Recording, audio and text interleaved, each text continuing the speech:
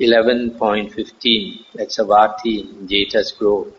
Then Sakka-deva Raja approached the Blessed One, paid homage to him, stood to one side and said to him, "Noble Sir, what is a delightful place?"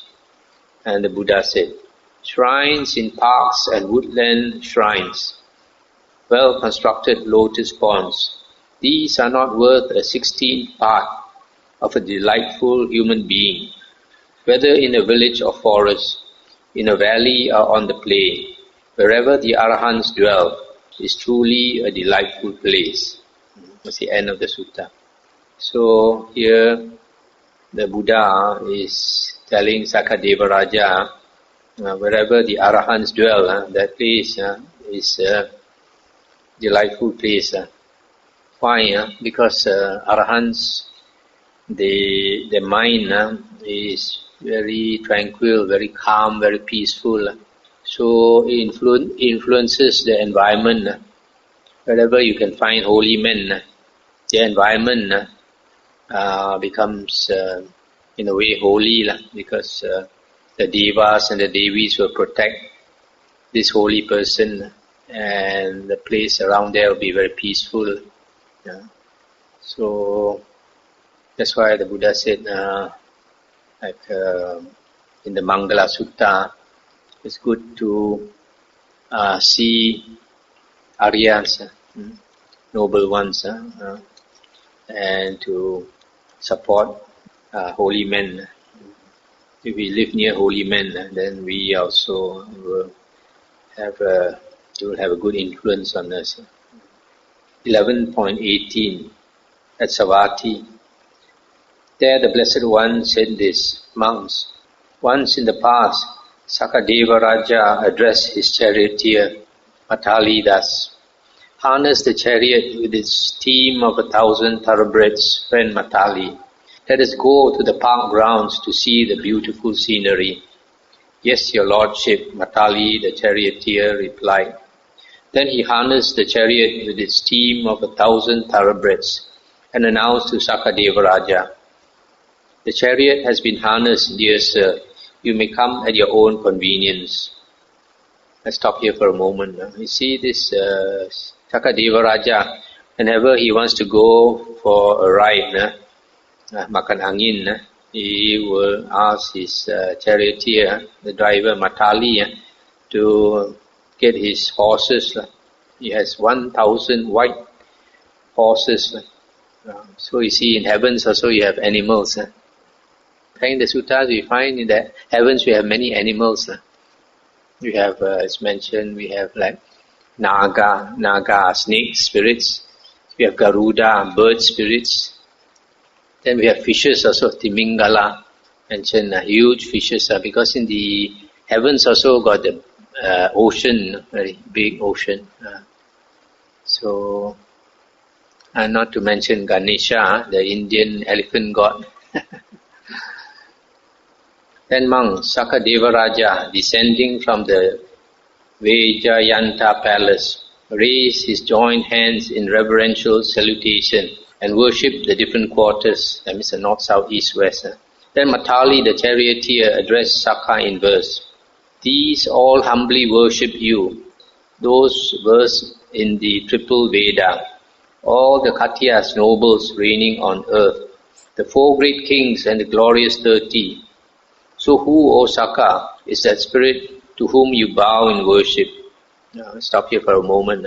So before Sakka-deva Raja entered the chariot, he bowed to the 4 directions. And Matali was surprised. Matali the Deva, he said, these who are versed in the triple Vedas, that means the Brahmins worship you, and the noble caste, the warrior caste, the Katyas, they also worship you. And the 4 great heavenly kings also worship you. And the 30 Devarajas in the Tapa Timsa heaven, they also worship you. So whom are you worshipping? And Sakka-deva Raja said, "These all humbly worship me, those versed in the triple Veda, all the Katyas reigning on earth, the 4 great kings and the glorious 30. But I worship those endowed with virtue, those long trained in concentration, those who have properly gone forth with the holy life their destination. I worship as well, O Matali, those householders making merit, the lay followers possessed of virtue, who righteously maintain a wife. Now I stop here for a moment. So here Sakka-deva Raja says that he worships those ascetics or the monks who lead the holy life, who truly lead the holy life.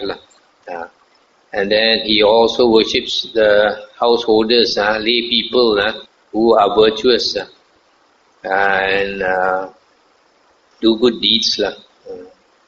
And then Matali said, those whom you worship, my Lord Sakka, are indeed the best in the world. I too will worship them, those whom you worship, Vasava. So then the Buddha said, having given this explanation, having worshipped the different quarters, the Deva king Magava, Suja's husband, the chief, climbed into his chariot. So he went and to enjoy himself. So here you see, Devaraja like this Sakka, he also respects holy men, those who walk the holy path, and even virtuous lay people. So hopefully Sakka Devaraja is keeping an eye on us. So actually, as long as a person is virtuous, there will be beings that protect you if you are virtuous. Just like Sakka Devaraja here says, he respects those virtuous people. 11.22 at Savatthi in Jeta's Grove. There the Blessed One said this, monks, once in the past a certain ugly, deformed yakka sat down on the seat of Sakka Devaraja. Stop here for a moment. Yakka is a deva, is one of the heavenly beings. Those devas in the Sakka Devaraja's realm are also called yakkas. But this fellow is an ugly, deformed yakka. So he went to sit on the king's Sakka Devaraja, the king's throne. He went to sit there. Thereupon the Tavatimsa Devas found fault with this, grumbled and complained about it, saying, it is wonderful indeed, sir. It is amazing indeed, sir. This ugly, deformed yakka has sat down on the seat of Sakka Devaraja. But to whatever extent the Tavatimsa Devas found fault with this, grumbled and complained about it, to the same extent that yakka became more and more handsome, more and more comely, more and more graceful. Then monks, the Tavatimsa Devas approached Sakka and said to him, here, dear sir, an ugly, deformed yakka has sat down on your seat. And then they explain that the more angry they got, the more beautiful the yakka became. And then they said, that must be anger-eating yakka. The more anger you have, it feeds on anger. Then monks, Sakka Devaraja approached that anger-eating yakka. Having approached, he arranged his upper robe over one shoulder, knelt down with his right knee on the ground, and raising his joined hands in reverential salutation towards that yakka, he announced his name 3 times. I, dear sir, am Sakka Devaraja. I, dear sir, am Sakka Devaraja. To whatever extent Sakka announced his name, to the same extent that yakka became uglier and uglier, and more deformed, until he disappeared right there. Then monks, having sat down on his own seat, instructing the Tavatimsa Devas, Sakka Devaraja on that occasion recited these verses.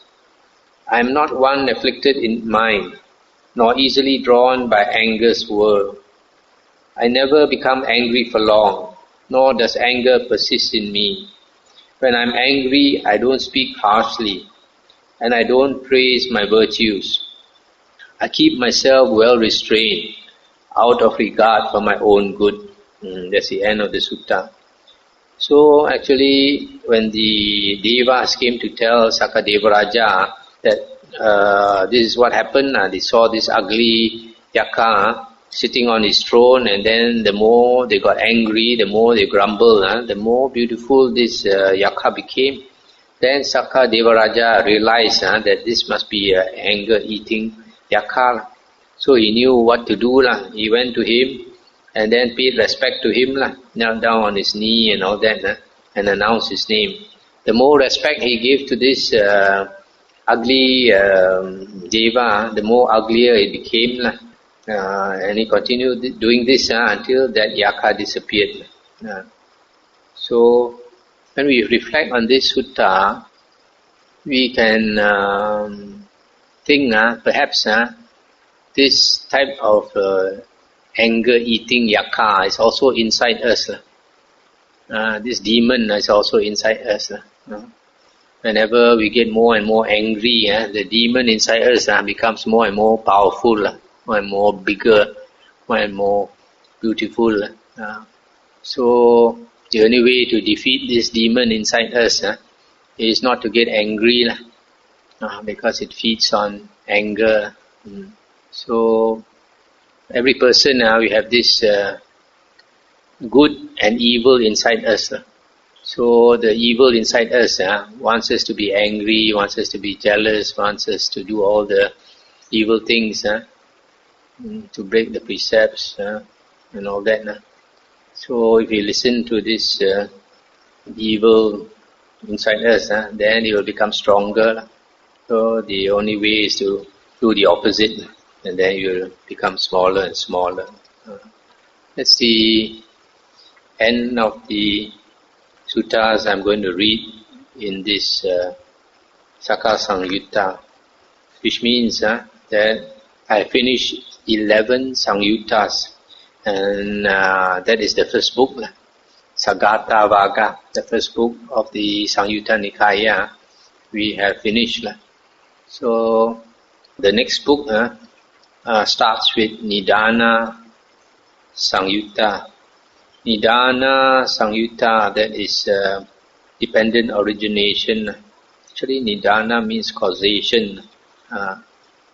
So instead of doing it today, I think I will do it tomorrow night, because it's a totally new subject. And also this Nidana book, this chapter is one of the tough nuts we have to crack to understand. So I'll only start on it tomorrow.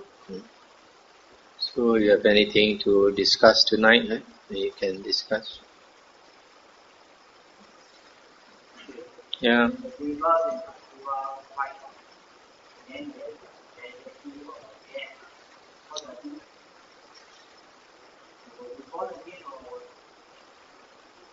I guess if the Devas die, just like us, we will be reborn according to our karma.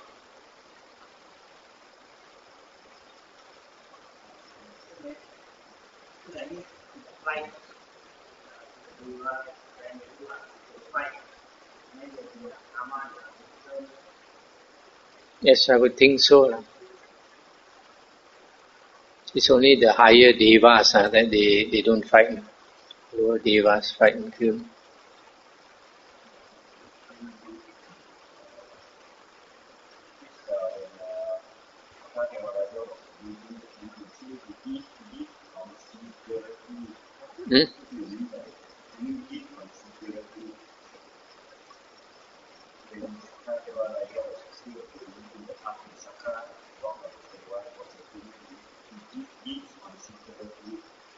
What page is that? 230. 330. Which one? He gave gifts considerately. 638. Let's look at the footnote. 638. I guess it means he gives considerably, gives a lot. I think it means gives a lot.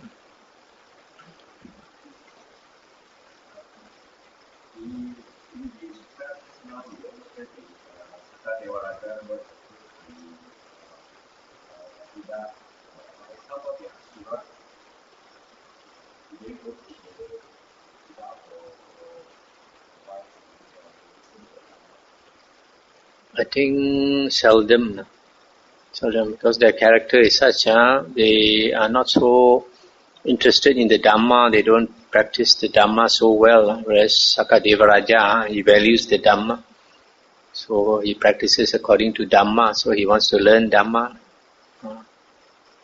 There is one sutta where one of the kings of the lowest heaven, 4 great heavenly kings, he came to tell the Buddha that many of the Devas under the 4 great heavenly kings, they don't like the Buddha and they don't like the Buddha's disciples, because the Buddha encourages people not to kill, not to steal, not to commit adultery and all that.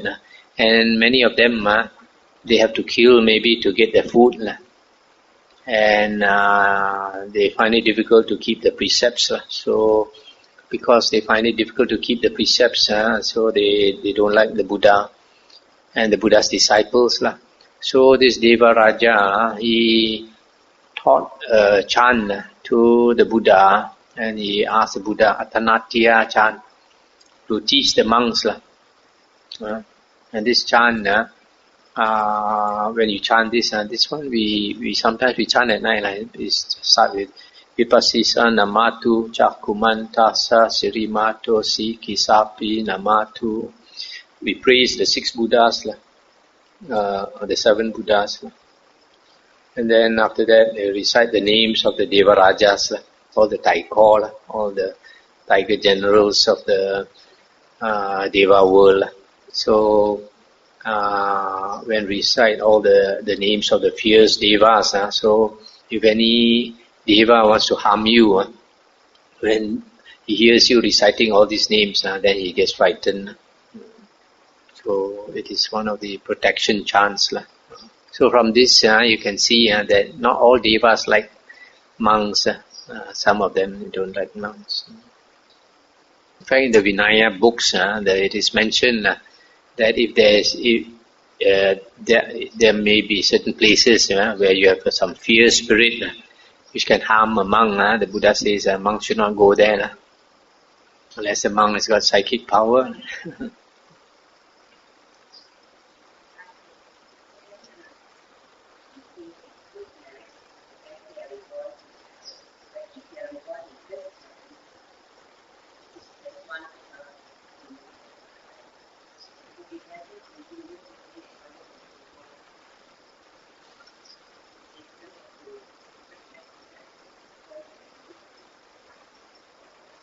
But not all of them. It depends on their blessings. Just like in the human realm. In fact, the human realm is quite similar to the heavens. In the human realm, you have people who are very well off. They have an extremely good life. On the other hand, you have people like in Africa or India who are very poor and who suffer a lot. So it all depends on our karma. You can't want to choose. Oh, I want to go here and be reborn here, reborn there. All depends on your karma. Is there a way to choose that? You know your choice, you born in the environment. Is there a way to choose that? To choose born in the environment. This is what people say, but I think it's not necessary. Not necessary to be after your human birth to come back as a human being, because this heaven rebirth is like a rest, before you come down and exert yourself again. Because you look at our Buddha, our Bodhisattva, he mentioned that when he met the Buddha Kassapa, he was a Brahmin. He was a Brahmin and he didn't want to see the Buddha Kassapa even. But his friend pulled him, so he had to go. And then his friend asked the Buddha to teach some Dhamma to this Bodhisattva out of compassion. And the Buddha did. And after hearing the Dhamma, this Bodhisattva must have attained stream entry because he renounced the home life and became a monk under the Buddha Kassapa. And after that lifetime, he was reborn in the Tusita heaven. And after Tusita heaven, he came down to the human world as Siddhartha Gautama and became enlightened. So you see, he went to heaven. It was not time wasted. It's like go up there and recuperate. Get some inspiration, get some rest, and come down, and then you have to strive.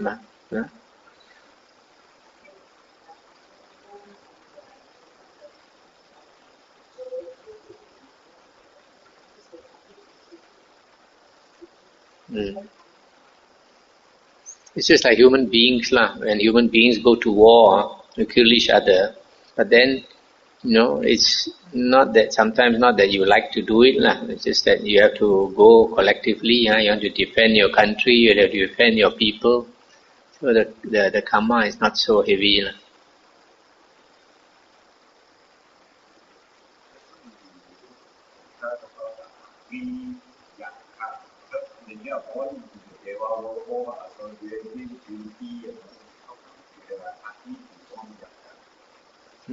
I'm not sure. And he can change. Just like human beings. There's so many beautiful looking human beings. Sometimes you get an ugly looking one.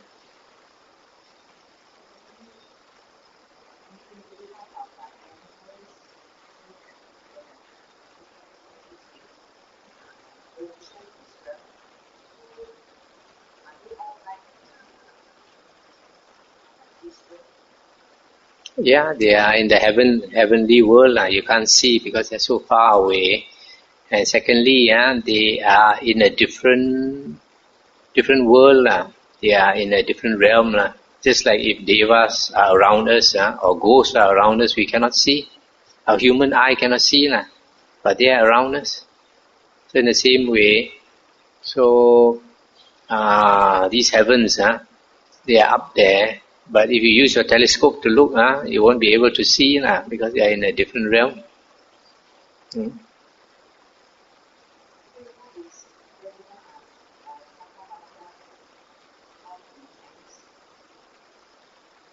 I'm not sure. Because Chinese, we don't have so systematic description of the heavens like the Buddha has described. In Penang, normally we follow what Bhante Suvano says. We call him Thi Kong. Thi Kong, which probably the equivalent is Dục Wong Tai Tai. Dục Wong Tai Tai.